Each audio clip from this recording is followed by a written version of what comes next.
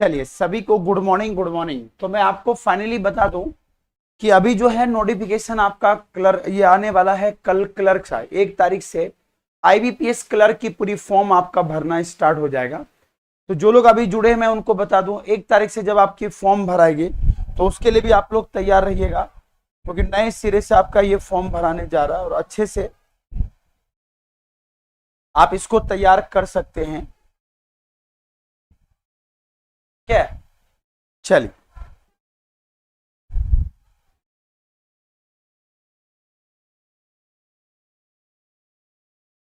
Class को सभी लोग एक बार शेयर कर दीजिएगा जितने भी लोग देख रहे हैं, फिर हम बात करते हैं। और रीजनिंग आपके पास पूरा रेगुलर क्लासेस रहेगी और स्पेशल हमने अगर बैंक की बात कही है तो इसमें आपके पास क्वेश्चन पूछे ही जाते हैं इससे, ठीक है। चलिए शुरू करें। तो देखिए आपके पास अभी मैं आपको एक चीज और बता दूं कि शायद आपने अगर अपडेट नहीं लिया हो तो ये आपके सामने है कि आपका एमटीएस एसएससी एमटीएस भी अपनी वैकेंसी लेके आई है और ऑलरेडी हमारा बैच स्टार्ट हो चुका है एसएससी फाउंडेशन के नाम से, उसको आप बिल्कुल देख सकते हैं, ठीक है। चलिए तो सबसे पहले आईबीपीएस क्लर्क की नोटिफिकेशन आई है और यदि आप बैच लेना चाहते हैं बैंकिंग फाउंडेशन का तो 999 में आपको बैच मिल जाएगा बैंकिंग फाउंडेशन का, मात्र 999 में बैंक का फाउंडेशन का बैच मिल जाएगा। दूसरी चीजें आपके पास अगर आप इधर एसएससी फाउंडेशन लेना चाहते हैं तो एसएससी भी आपको 999 में मिल जाएगा, जो आपको पूरी तरह से प्री और मेंस दोनों को तैयार किया जाएगा और अभी ऑफर में चल रहा है तो बिल्कुल डेमो आपके पास वहां पर डले हुए हैं। तो ये बैंक हमारा ये पेपर है जो 2000 आपके पास कब आई हुई है 2021 का क्वेश्चन है।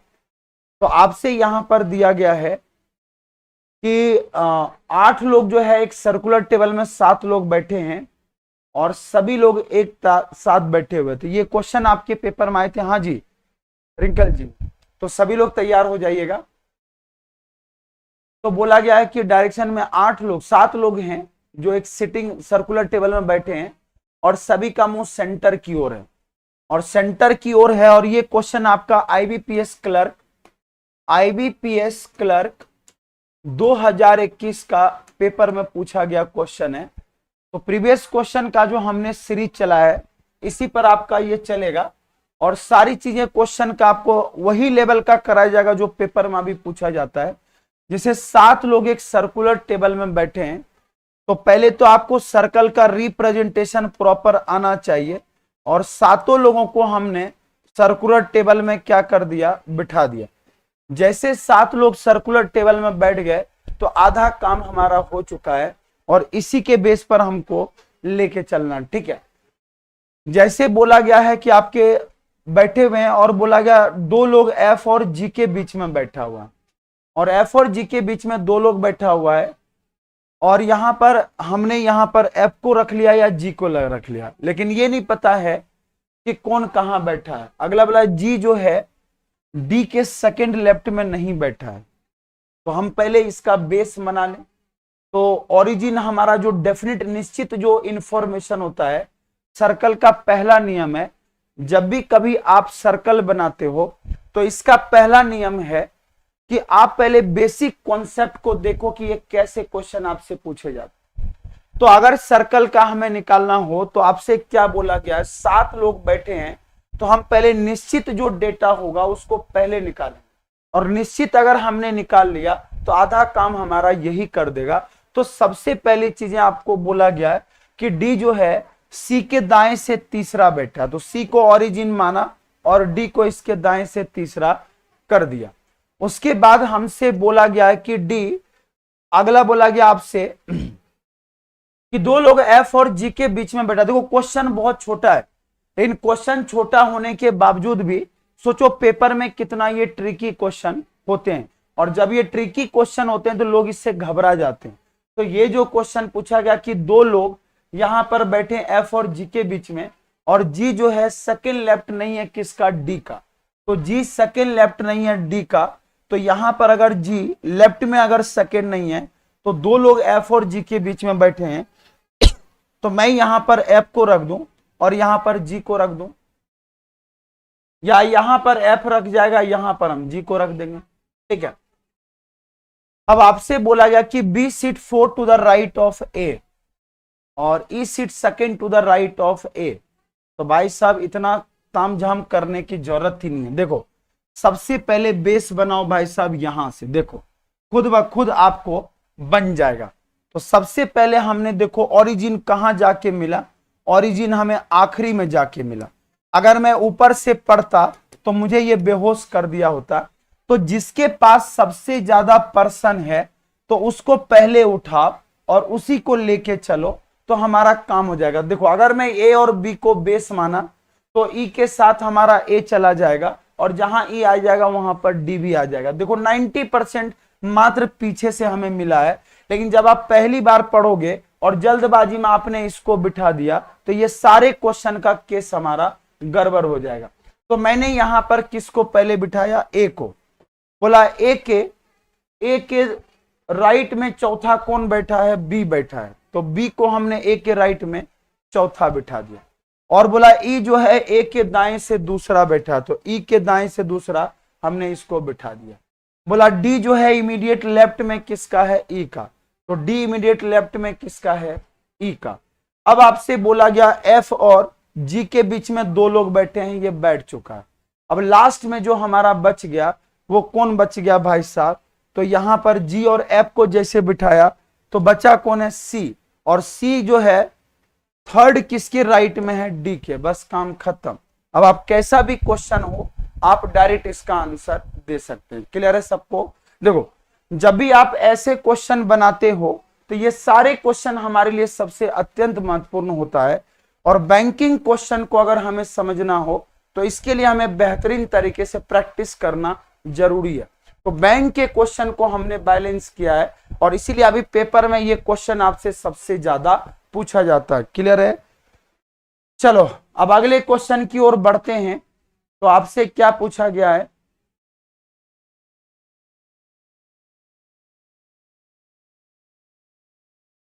क्वेश्चन आपको यहां पर बोला गया कि बताइए निम्नलिखित में से कौन जी और सी के ठीक बीच में बैठा है। तो जी और सी के बीच में ठीक कौन बैठा है, तो जी और सी के बीच में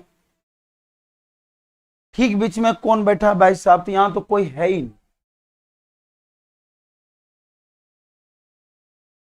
और इसी के बेस पर आपके पास ये दिया जाता है। तो पांचों क्वेश्चन को बनाओ और ये हमारे पास क्वेश्चन है।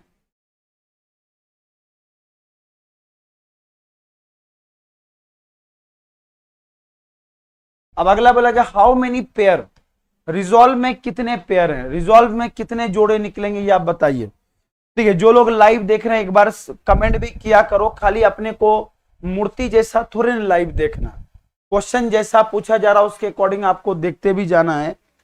तो पहले इसका बताइए क्या होगा, रिजॉल्व का हम कितने पेयर रिजॉल्व में निकाल सकते हैं।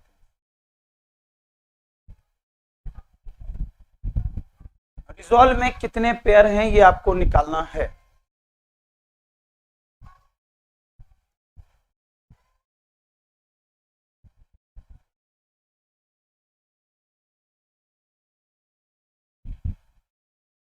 चलो पेयर हम निकालते हैं रिजॉल्व से। तो सबसे पहले आर के बाद S T U V W, R के बाद S T U V W है नहीं, खत्म। ए के बाद एफ जी एच आई जे है नहीं, छोड़ दो। एस का टी यू वी एक हमारा मिला, ठीक है। ई के बाद हमारे एल के बाद एम एन ओ पी नहीं है, ये भी गया, ओ भी गया। उसके बाद ई एफ जी एच नहीं है, तो हमारे पास केवल एक ही पेयर है जो हमको रिजॉल्व में पेयर दे सकता है। तो एक पेयर है, हाँ जी, गुड मॉर्निंग मिस्टी जी। तो एक पेयर हमारा रिजॉल्व से निकला है, तो जो दिया गया उसी के बेस पर हमको सोचना है। क्लियर है सबको। तो जो चीजें आपके पास दिया गया उसको बस रीड करते जाओ, एनालिसिस करते जाओ।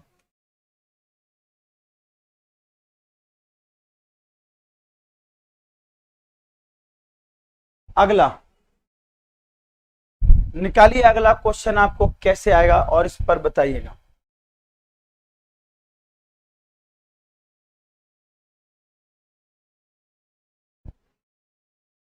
आपको दिया गया कथन में कि कुछ फैन एसी है, तो कुछ फैन क्या है, एसी है। और बोला गया केवल कुछ एसी कूलर है, तो केवल कुछ एसी कूलर है। तो हमने बोला जब भी कभी ऐसा क्वेश्चन आता है तो आप इसको काट दिया करो ऊपर। अब बोला कि कुछ फैन कूलर हैं, तो कुछ फैन कूलर है जो बिल्कुल नहीं है, और कोई फैन कूलर नहीं है। तो इन दोनों को मिलाओगे तो हमारे पास या तो वाले कंडीशन आएंगे, फर्स्ट या सेकंड, या तो पहला या दूसरा क्या होगा, अनुसरण करता है। तो हमारे पास आइदर और में ये हमारा क्या होगा, सही हो जाएगा। हाँ जी, गुड मॉर्निंग योगेश जी, सभी को गुड मॉर्निंग। और आपकी डेली क्लासेस ये होने वाले हैं, तो डेली क्लास को अटेंड किया करो। आईबीपीएस क्लर्क की अभी 1 तारीख को नोटिफिकेशन आना, और बैंक की बैच कभी बंद नहीं होगा, ये कंटिन्यू क्लासेस रहेगी। डेली आपके पास 3 घंटे का, जैसे आपका मैथ्स हो गया, रीजनिंग हो गया और इंग्लिश हो गया, ये मान के चलो मैथ रीजनिंग तो आपको आएंगे ही आएंगे। चलिए अगला बोला गया कुछ गैसेज क्या है, लिक्विड है। तो निकालिए,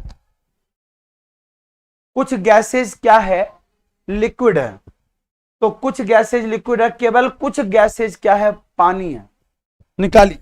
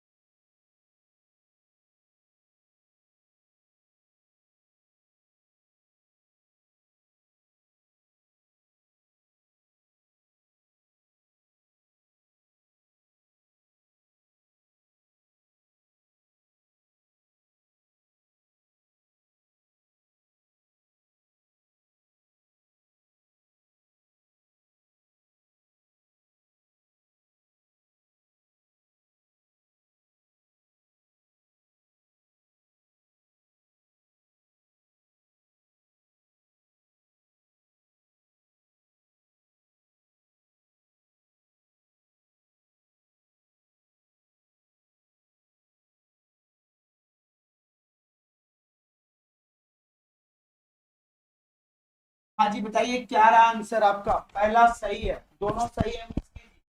केंद्र जी का पहला सही आया। चलो सबसे पहले हम बात करते हैं कि बोला गया कुछ गैसेज क्या है, कुछ गैसेज लिक्विड है। तो कुछ गैस लिक्विड है, केवल कुछ गैसेज क्या है, वाटर है। तो केवल कुछ गैसेज वाटर है, ये हमने यहां पर रखा, और केवल कुछ गैसेज की बात हो रही है, तो हमने इधर से इसको काट दिया। बोला कुछ गैस पानी है, तो कुछ गैस पानी है, तो कुछ गैस पानी है, तो भाई साहब ये हो सकता है ना, ये तो दिख ही रहा।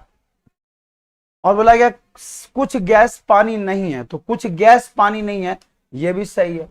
दोनों का दोनों सही है। देखो यहां पर क्या होता है कि कुछ गैस पानी नहीं है, तो कुछ लोग इसको गड़बड़ किए होंगे, जहां पर ये डॉट लग जाए ये निश्चित रूप से गलत माना जाता है, ये आप याद रखिएगा, निश्चित रूप से गलत माना जाता है। तो जैसे ये यहां से आपको दिया गया, इसको हमने यहां से उड़ा दिया। दोनों का दोनों सही है। देखो कुछ गैस, देखो हमने क्या बोला कि जैसे बोला केवल कुछ गैसेज क्या है, वाटर है। तो केवल कुछ गैसेज जब पानी है, तो इसका मतलब क्या होता है, 2 तरीके का निष्कर्ष बन सकता है। कुछ गैस पानी है और कुछ गैस पानी नहीं है, निश्चित रूप से। तो दोनों हमारा, कुछ गैस पानी नहीं है, तो दोनों हमारा निश्चित रूप से क्या होगा, सही होगा। और इसी के बेस पर हमको कार्य करने हैं। क्लियर है। चलो अगले क्वेश्चन की बात करते हैं। आपको बोला गया सभी टॉय क्या है, बॉटल है, मतलब सभी खिलौने बोतल है, और एक छोटा टॉय मशीन है, खिलौना मशीन है, a toy, a little toy.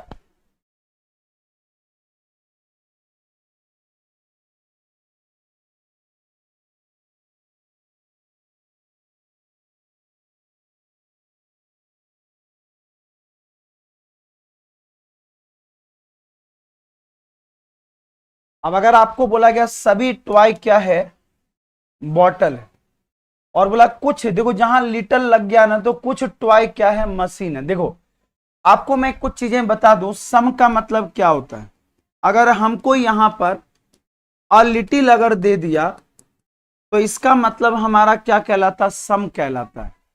तो हम बोलेंगे कि कुछ खिलौना क्या है, मशीन है।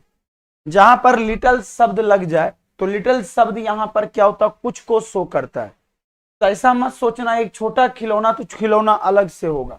तो अ लिटिल हो गया, द लिटिल हो गया, अ फ्यू हो गया, फ्यू हो गया, अ फ्यू हो गया। तो ये सारी चीजें इसमें आते हैं।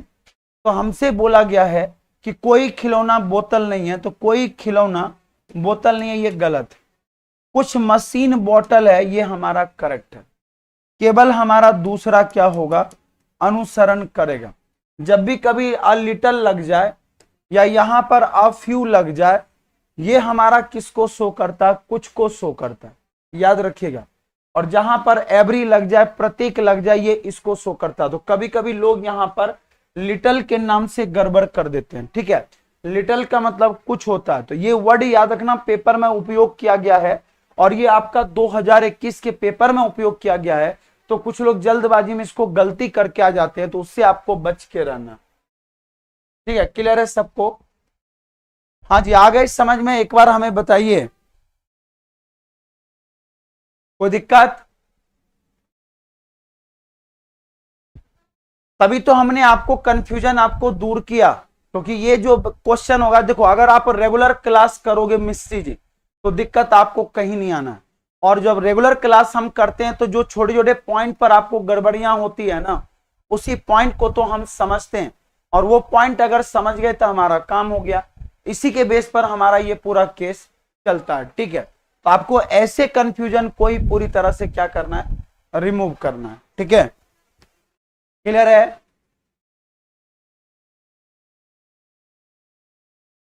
चलो डन। तो इसी के बेस पर हमने इसको लिया है।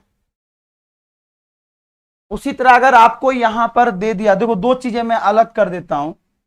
कहीं पर अगर आपको अ फ्यू लिखा हो, द फ्यू लिखा हो, अ लिटिल लिखा हो, या द लिटिल लिखा हो, अगर ये चीजें हमें पैरेलली कहीं लिखा गया हो तो इसका मतलब होता है सम, मतलब कुछ। और एक जगह आपको यहां पर लिखा गया एवरी, उसके बाद लिखा गया हो ईच, उसके बाद लिखा गया हो ऑल, तो ये सभी किसको शो करता है, सभी टाइप के कथन को। एवरी मतलब होता है प्रत्येक, इसका मतलब होता है हर कथन में, और ये हमारा होता है सभी।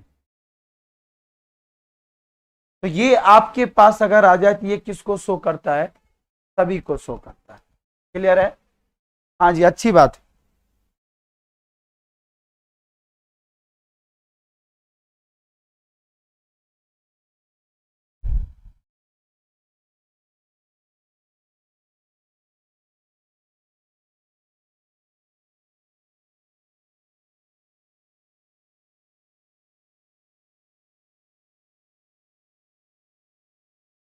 क्लियर है?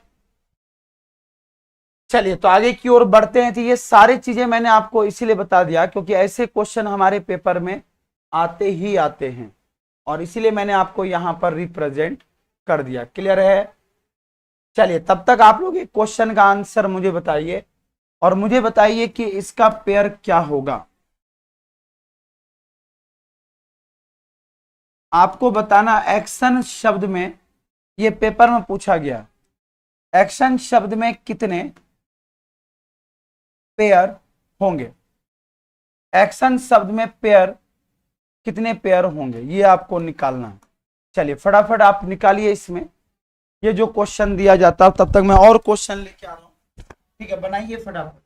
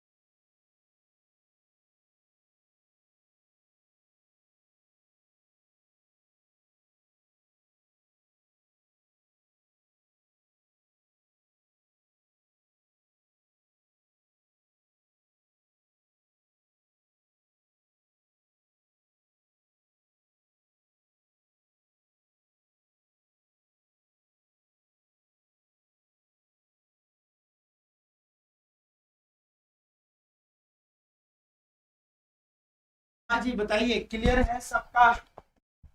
कुछ बच्चे देख रहे हैं कि सर कहाँ गए। चलो मैं आपको अगले क्वेश्चन की ओर देता हूं, और अगला क्वेश्चन जबरदस्त है हमारा। चलिए स्टार्ट करते हैं। और इसमें जो क्वेश्चन मैंने लिया है बहुत शानदार क्वेश्चन है, इसलिए कुछ क्वेश्चन अच्छे लेने में गया था। तो जो लोग अभी ताजा ताजा जुड़े, मैं उनको बता दूं कि हमारी बैच बैंकिंग फाउंडेशन की स्टार्ट हुई है। तो 1 तारीख से आपका बैच स्टार्ट होगा। तो बैंकिंग फाउंडेशन 999 में, और एसएससी फाउंडेशन भी आपका 999 में।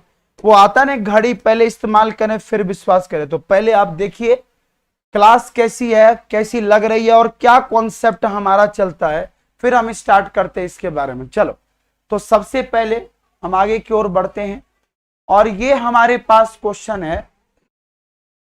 और क्वेश्चन हालांकि बहुत बड़ी क्वेश्चन है, इसमें पजल का है। पजल का बोला 7 लोग हैं PQRSTUV, और सभी अपना बर्थडे को सेलिब्रेट करता है अलग अलग महीने में, जनवरी, मार्च, अप्रैल, मई, जून, जुलाई और अगस्त। बोला कोई भी 2 व्यक्ति अपना एक साथ बर्थडे सेम मंथ में नहीं बनाता है। ठीक है, चलिए उसके बाद बोला गया कि हमने यहां पर पहले 7 मंथ ले लेते हैं। देखो बहुत आसान क्वेश्चन है। जनवरी, उसके बाद फरवरी, सॉरी जनवरी के बाद है मार्च, उसके बाद है अप्रैल, फिर हमारे पास है मई, फिर हमारे पास है जून, फिर हमारे पास है जुलाई, और फिर हमारे पास है अगस्त।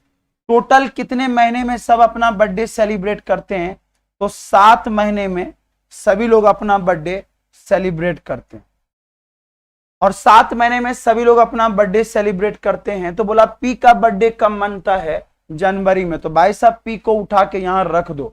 और अभी जितने भी लोग तैयारी कर रहे हैं, अभी यही क्वेश्चन अभी पेपर में ट्रेंडिंग में है। कुछ लोग अभी लॉन्च होंगे, लेकिन ट्रेंडिंग में आपका यही पेपर चल रहा है। इसलिए याद रखना, डेली जो क्लास लग रही है इसमें आपको ये क्वेश्चन आपके आते ही आते हैं। और ये 2021 के क्वेश्चन का है। बोला there are same number of person having on birthday before and after are.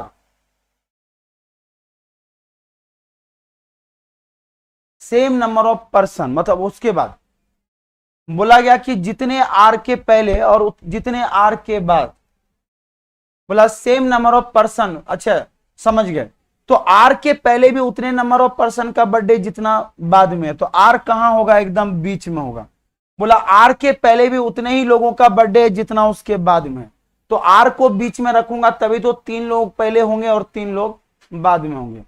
बोला केवल एक व्यक्ति का बर्थडे एस और आर के बीच में है। अब कंडीशन ये कहता है या तो मैं एस को यहां रख के सोच लूं या तो मैं एस को यहां रख के सोच लूं। अगर मैं यहां सोचूंगा तो क्या होगा, यहां सोचूंगा तो क्या होगा। बोला क्यू का बर्थडे जो है 31 वाले मंथ में होता है लेकिन अगस्त में नहीं है। जब 31 वाले मंथ में होता है और अगस्त में नहीं है तो हमारे पास बच गया मार्च या तो जुलाई। 2 मिनट के लिए अगर मान के चलिए अगस्त में नहीं है, और अगर मैंने क्यू को बोल दिया तो क्यू को अगर मैंने यहां रख दिया, बोला 2 लोग क्यू और किसके बीच में, वी के बीच में। क्यू और वी के बीच में 2 लोग हैं तो मैंने यहां पर एस को मार दिया। बोला कि टी बर्थडे बिफोर यू, तो टी का बर्थडे जो है बिफोर यू है, तो टी का बर्थडे यू के पहले है, तो ये हमारा बन के तैयार हो गया। टी का बर्थडे हमने किसके पहले रख दिया, यू के पहले, तो देखो ये हमारा पजल बन के तैयार हो गया। जब भी कभी ऐसे पजल आते हैं तो पेपर में आपको केवल ऑब्जर्व करना होता है और उठा के रखना होता है। कैसा भी क्वेश्चन होगा पजल में हम डायरेक्ट सॉल्व कर सकते हैं, ठीक है। तो आपको यहां पर इन चीजों को ध्यान में रखना जरूरी होता है। क्लियर है सबको। तो जब भी कभी ऐसे क्वेश्चन आते हैं ना तो बस केवल ये देखा करो कि क्वेश्चन का बेस क्या है और लेवल ये कैसे तैयार करते हैं। तो यहां से हमारा आंसर आ चुका है। अब आपसे बोला गया एस का बर्थडे कब मनाया जाता है, तो एस का बर्थडे मार्च में मनाया जाएगा। अगला पूछा गया है कि बताइए जून में किसका बर्थडे जून में मनाया जाता है, तो जून में बर्थडे किसका, टी का मनाया जाता है, तो हमने टी के बर्थडे को कहां रख दिया, जून में। अगला बोला गया बताइए कि कितने लोग क्यू के पहले बर्थडे मनाते हैं, तो क्यू के पहले कितने लोग मनाते हैं भाई साहब, तो देखा जाए तो 5 लोगों का बर्थडे क्यू के पहले होता है। उसके बाद बोला गया कि बताइए कि ऑड मैन आउट, यहां पर P Q R S T लिखा हुआ है, ठीक है। देखते हैं P Q R S T दिया हुआ है, तो पी का महीना कौन सा है, 31, एस का महीना कौन है 31, आर का महीना भी कौन है 31, और क्यू का महीना भी कौन है 31, लेकिन टी का महीना कौन सा है 30। तो बताओ सबसे अलग कौन होगा, जो 30 नंबर के महीने पर होगा। तो ऑड मैन आउट में सबसे अलग जो होगा भाई साहब, तो टी का महीना सबसे अलग होगा। अगला बोला गया कि बर्थडे लास्ट में किसका आता है, सबसे लास्ट में बर्थडे किसका है, तो यू का बर्थडे सबसे लास्ट में, ठीक। और ऐसे क्वेश्चन आपके पास आते हैं तो आपको मैंने क्या बोला, डेली मैं क्वेश्चन का बेस बेहतरीन बता दूंगा। और अभी तो केवल हमने शुरुआत किया है, बस आप पढ़ते जाइए, एक एक करके मैं लॉजिक आपको तैयार कराते जाऊंगा। क्लियर है सबको। अब कैसा भी क्वेश्चन आएगा हम ऑन द स्पॉट डिस्कस कर सकते हैं। चलिए क्लियर है, आप इसको नोट करिए, इसी के बेस पर आपका पूरा चलता है।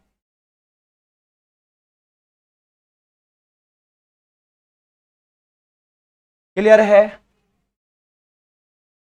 तो ये जो मैंने बताया इसको बस ध्यान से सुनिए, ये पूरा मैंने यहां से स्टार्ट किया है, तो आपके लिए ये पूरा क्लासेस डेडिकेटेड है। तो आज केवल मैंने क्वेश्चन आपको सॉल्व कराया है। क्लियर है सबको। अच्छे से इसको रीड करिएगा, पढ़िएगा, और फिर हम इसकी बात करते हैं। तो इसी के बेस पर आगे की हम बात करेंगे, ठीक है। चलिए 3-4 क्वेश्चन और हम बनाते हैं, बहुत सारे क्वेश्चन का सेट है, बस आप तो तैयार हो जाओ और फिर हम बात करते हैं।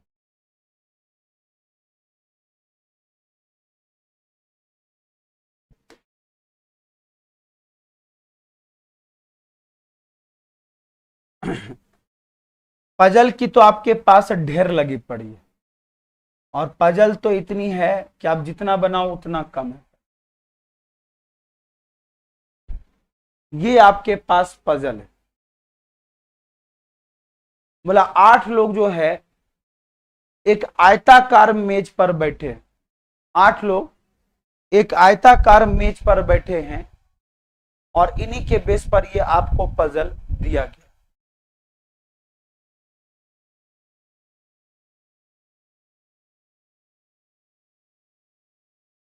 और ये सारे क्वेश्चन मैंने पजल का ही रखा है।